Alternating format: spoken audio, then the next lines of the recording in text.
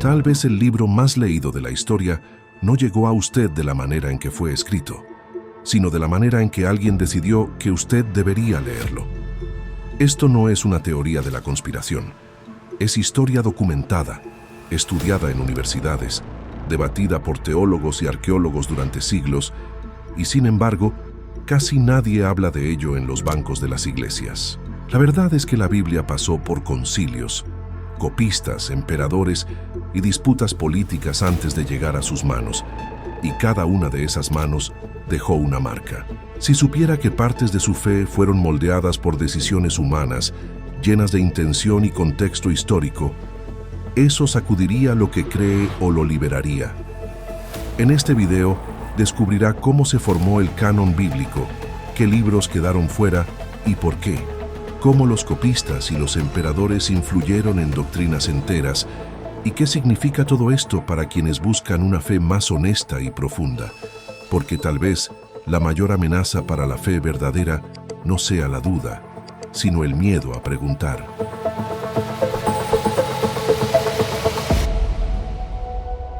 Imagine que alguien le entrega un libro y dice, esto aquí es la palabra de Dios. Usted lo acepta, lo lee, lo cree, pero ¿y si nadie le contara que antes de que ese libro llegara a sus manos, cientos de personas, obispos, escribas, emperadores y teólogos, pasaron siglos discutiendo, votando y decidiendo qué entraría en él? La Biblia que conocemos hoy no surgió lista en un único momento de revelación divina. Se fue organizando a lo largo de cientos de años, en un proceso que mezcló espiritualidad genuina, disputas teológicas intensas y sí, mucha política.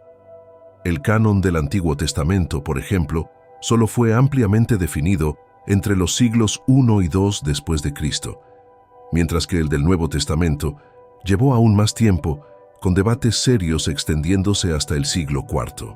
El Concilio de Hipona, en 393 después de Cristo, y el de Cartago en 397, fueron momentos decisivos en los que líderes de la Iglesia cristiana se reunieron y formalizaron qué textos serían considerados sagrados y canónicos.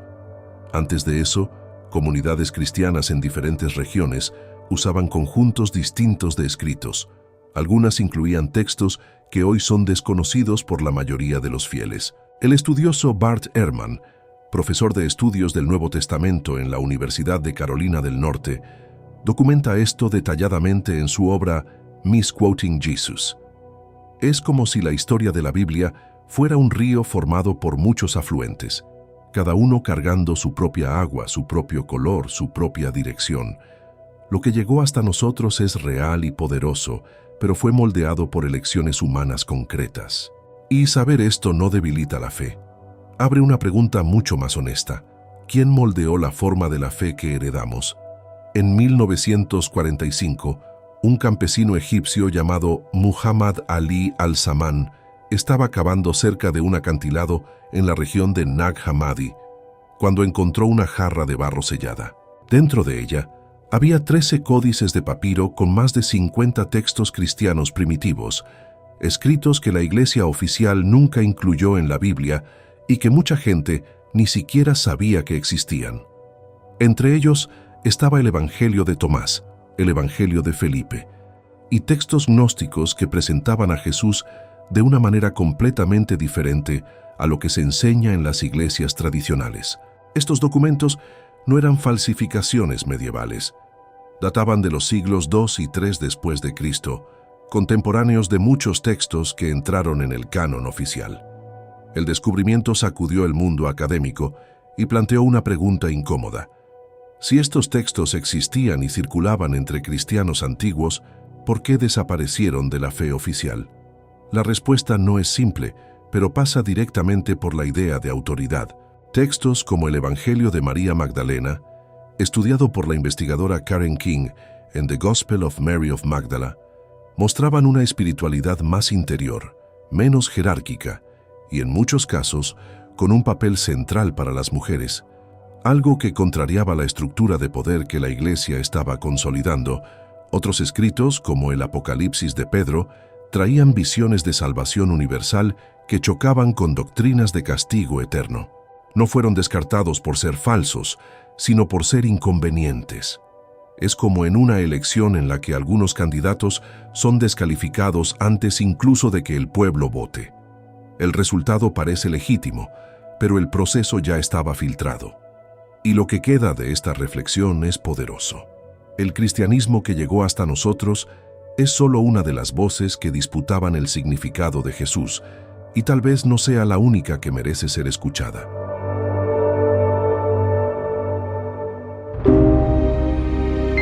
Antes de que existiera la imprenta, cada Biblia del mundo se hacía a mano, letra por letra, página por página, por un copista sentado en una celda fría de un monasterio, con una pluma de ganso y mucha fe. Parece simple, pero esconde un problema enorme. Los seres humanos cometen errores, tienen opiniones y a veces creen que saben mejor que el texto original lo que Dios quiso decir. Bart Ehrman, en Misquoting Jesus, identificó que existen entre 200.000 y 400.000 variaciones textuales entre los manuscritos del Nuevo Testamento que han sobrevivido hasta hoy, un número que sorprende incluso a quienes estudian el asunto hace años. Algunas de estas variaciones son pequeñas, como cambiar una palabra por otra de significado parecido, pero otras cambian doctrinas enteras. El famoso pasaje de Juan 8, sobre la mujer adúltera a la que Jesús perdona, por ejemplo, no aparece en los manuscritos griegos más antiguos. Fue insertado posteriormente por copistas. Uno de los casos más estudiados es el de la primera epístola de Juan, en el versículo conocido como Comma Johanneum, que dice: el Padre, el Verbo y el Espíritu Santo, y estos tres son uno. Este fragmento, usado como base para la doctrina de la Trinidad, no aparece en los manuscritos griegos originales más confiables, y estudiosos como Bruce Metzger, en The Text of the New Testament, señalan que fue añadido siglos después, probablemente para reforzar una posición teológica que estaba siendo disputada en la época. No se trata de acusar a nadie de mentira deliberada. Muchas veces el copista creía genuinamente estar preservando la verdad, pero el efecto práctico es el mismo. El texto fue moldeado por manos humanas cargadas de intención. Es como un teléfono descompuesto que atraviesa 1000 años. El mensaje puede llegar, pero no siempre llega intacto. Y esto nos lleva a un giro inevitable en esta historia. Cuando el mayor imperio del mundo occidental decidió abrazar el cristianismo, las cosas se volvieron mucho más complicadas. En el año 313 después de Cristo, el emperador Constantino firmó el Edicto de Milán y cambió el curso de la historia para siempre, no solo de la política, sino de la espiritualidad occidental entera. De perseguida a protegida, la fe cristiana pasó del underground al palacio imperial a una velocidad vertiginosa. Y cuando una religión sube al poder, inevitablemente carga consigo las preguntas que el poder siempre hace. ¿Qué nos une? ¿Qué nos amenaza? ¿Qué necesita ser controlado? En 325 después de Cristo, Constantino convocó el Concilio de Nicea, reuniendo a obispos de todo el imperio para resolver disputas teológicas que estaban fracturando a la Iglesia, especialmente sobre la naturaleza de Jesús. El resultado fue el Credo Niceno, una declaración de fe que definía qué era ortodoxia y, por consecuencia, qué sería herejía. A partir de ahí, discrepar no era solo un error espiritual, podía ser un problema político. El historiador Eusebio de Cesarea, que participó en el Concilio de Nicea y era cercano a Constantino, registró este periodo en su historia eclesiástica, pero lo hizo como alguien que claramente apoyaba la versión ganadora de la fe. Grupos como los arrianos, que tenían una visión diferente sobre la divinidad de Jesús, fueron progresivamente marginados, sus textos destruidos y sus líderes exiliados. La teóloga Elaine Pagels, en The Gnostic Gospels, muestra cómo la consolidación del poder imperial y la consolidación de la doctrina cristiana caminaron juntas, alimentándose mutuamente. Es como si la fe hubiera entrado en un matrimonio de conveniencia con el Estado, y en este tipo de matrimonio, quien suele ceder más es el lado espiritual. La pregunta que queda suspendida en el aire es perturbadora y necesaria. ¿Qué fue preservado por ser verdadero? ¿Y qué fue preservado por ser útil a quien estaba en el poder?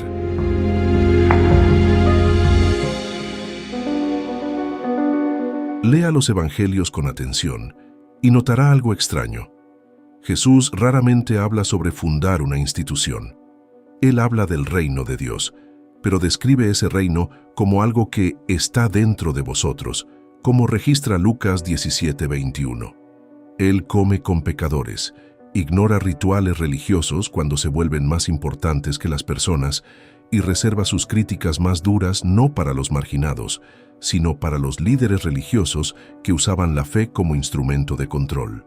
El teólogo Marcus Borg, en Meeting Jesus Again for the First Time, argumenta que Jesús fue ante todo un sabio espiritual y un crítico social, alguien cuya enseñanza central era sobre la transformación interior, la compasión radical y una relación directa y viva con lo sagrado. Esto es muy diferente de un sistema de reglas, culpas y recompensas que buena parte del cristianismo institucional construyó a lo largo de los siglos. La distancia entre el Jesús de los evangelios y el Jesús de las instituciones religiosas es a veces desconcertante. El estudioso Richard Rohr, fraile franciscano y fundador del Centro de Acción y Contemplación en Nuevo México, dedica gran parte de su obra a mostrar que el mensaje de Jesús apuntaba a una experiencia mística y transformadora, no a una religión de conformidad externa. En The Universal Christ, Rohr argumenta que el Cristo de los Evangelios es una presencia que invita a la conciencia expandida, a la reconciliación y a la curación interior, no a la sumisión por miedo. Curiosamente, muchas de las enseñanzas de Jesús más radicales, sobre perdonar enemigos, sobre el peligro de la riqueza, sobre amar sin condiciones, aparecen en los evangelios canónicos, pero raramente son el centro de las predicaciones institucionales. Es como si el texto estuviera ahí, disponible para todos, pero sistemáticamente colocado en segundo plano. Y esto nos lleva directo a la herramienta más poderosa que cualquier sistema de control haya usado jamás, una herramienta tan antigua como la propia religión, y tan presente hoy como lo era hace 2000 años. Piensa en un niño que obedece no porque entiende el porqué de las reglas, sino porque tiene miedo al castigo.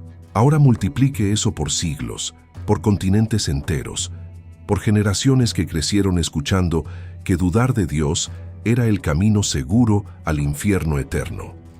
El miedo al infierno, como doctrina sistemática y detallada, no aparece con tanta fuerza en las enseñanzas directas de Jesús como aparece en la teología que se desarrolló después de él, especialmente a partir de Agustín de Hipona en el siglo IV y después con la escolástica medieval.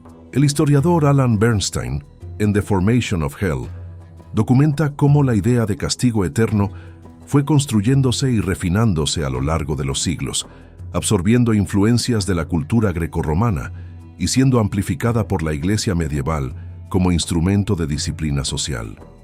No es exagerado decir que el miedo al infierno fue, por mucho tiempo, una de las herramientas más eficaces de gobernanza que el mundo occidental haya conocido. Más eficaz que ejércitos, más duradera que leyes. La Inquisición, que operó entre los siglos XII y XIX en diferentes formas por Europa y América Latina, es el ejemplo más brutal de cómo el miedo espiritual puede ser convertido en control político y social concreto. Pero el control por el miedo no necesitó siempre de hogueras. Bastaba el sermón adecuado, la confesión obligatoria, la amenaza velada de exclusión de la comunidad para que las personas se mantuvieran dentro de las fronteras aprobadas por la institución. La psicóloga y teóloga estadounidense, doctora Marlene Winell, acuñó el término Religious Trauma Syndrome para describir los daños emocionales reales que este tipo de religiosidad basada en el miedo causa en personas concretas todavía hoy. Cuestionar ese miedo no es abandonar a Dios, es negarse a confundir a Dios con el sistema que dice hablar en su nombre. Y es exactamente aquí donde surge la pregunta más profunda de toda esta investigación. Si partes de la Biblia fueron usadas para producir miedo, ¿será que otras partes fueron deliberadamente escondidas para evitar que las personas encontraran algo mucho más poderoso: la libertad.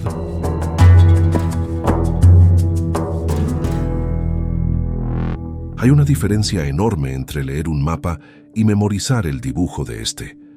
Usted puede pasar la vida entera mirando un mapa sin entender nunca hacia dónde apunta, y tal vez sea exactamente eso lo que ha sucedido con gran parte de la lectura bíblica a lo largo de los siglos. La tradición judía siempre reconoció que los textos sagrados tenían capas de significado. El Pardes, sistema de interpretación rabínico, dividía la lectura en 4 niveles: el literal, el alegórico, el homilético y el místico. Los primeros cristianos también leían las escrituras de esa forma, como muestra el teólogo Orígenes de Alejandría, en el siglo III, en su obra Peri Archon, donde defiende abiertamente que el sentido literal es solo la superficie de un texto mucho más profundo. Pero a medida que la Iglesia se fue institucionalizando, la lectura literal y moralizante fue ganando espacio, más fácil de controlar, más fácil de enseñar en masa, más útil para mantener la coherencia doctrinaria. El resultado fue que una tradición rica en simbolismo, mística y transformación interior fue siendo progresivamente aplanada en una lista de reglas y creencias a ser obedecidas. El estudioso Joseph Campbell, en The Power of Myth, observó que cuando los mitos y textos sagrados son leídos solo de forma literal, pierden su función más esencial, que es la de guiar al ser humano en una jornada de transformación interior. La Biblia está repleta de lenguaje simbólico que la propia tradición cristiana primitiva reconocía como tal. El Éxodo como jornada del alma, el desierto como espacio de purificación, la muerte y resurrección como patrón de transformación espiritual universal. El monje benedictino John Maine y el contemplativo Thomas Keating dedicaron décadas a rescatar la tradición mística cristiana, mostrando que nunca desapareció, solo fue empujada hacia los márgenes. Es como un río subterráneo que continúa corriendo, incluso cuando la superficie parece seca. La Biblia leída con profundidad puede ser mucho menos un libro de respuestas listas y mucho más una invitación al autoconocimiento, y tal vez sea justamente por eso que ciertas lecturas más superficiales fueron tan convenientes para quienes no querían que las personas pensaran por cuenta propia. Lo que nos lleva inevitablemente a la cuestión que pulsa en el corazón de quien ha llegado hasta aquí. ¿Investigar todo esto es el fin de la fe o el comienzo de una fe mucho más verdadera? Hay gente que ha llegado hasta aquí con el corazón acelerado, no de emoción sino de miedo. El miedo de que investigar demasiado rompa algo que nunca más podrá ser reconstruido. Ese sentimiento es real, es humano y merece respeto. Pero vale la pena preguntar, ¿qué exactamente está siendo amenazado? Si la fe depende de la imposibilidad de hacer preguntas, ya estaba fragilizada mucho antes de que cualquier investigación comenzara. El filósofo y teólogo Paul Tillich, en The Dynamics of Faith, argumenta que la duda no es lo opuesto a la fe, es parte constitutiva de ella. Una fe que nunca ha sido cuestionada es como un músculo que nunca ha sido usado. Parece intacto, pero no tiene fuerza real. Grandes figuras espirituales de la historia, Agustín, Juan de la Cruz, Thomas Merton, pasaron por crisis profundas de cuestionamiento antes de llegar a una fe más madura y enraizada. La duda, para ellos, no fue el fin del camino, fue el inicio del camino de verdad. Lo que este recorrido entero reveló no es que la Biblia sea mentira, sino que es humana, compleja, histórica y al mismo tiempo extraordinariamente viva. Reconocer las manos que la moldearon no disminuye lo sagrado, lo hace más cercano a nuestra propia humanidad. Tal vez la mayor revelación no esté en las palabras que fueron votadas en concilios o alteradas por copistas, sino en la capacidad del ser humano de seguir buscando el sentido de la vida a través de ellas, a pesar de todas las interferencias. Al final, la fe más honesta no es la que tiene todas las respuestas, sino la que tiene el valor de seguir haciendo las preguntas correctas. Porque la verdad, sea cual sea, no necesita ser protegida por el miedo. Ella se sostiene por sí misma. E investigar la historia de la Biblia es, en última instancia, un acto de fe en que la verdad es lo suficientemente grande como para ser cuestionada.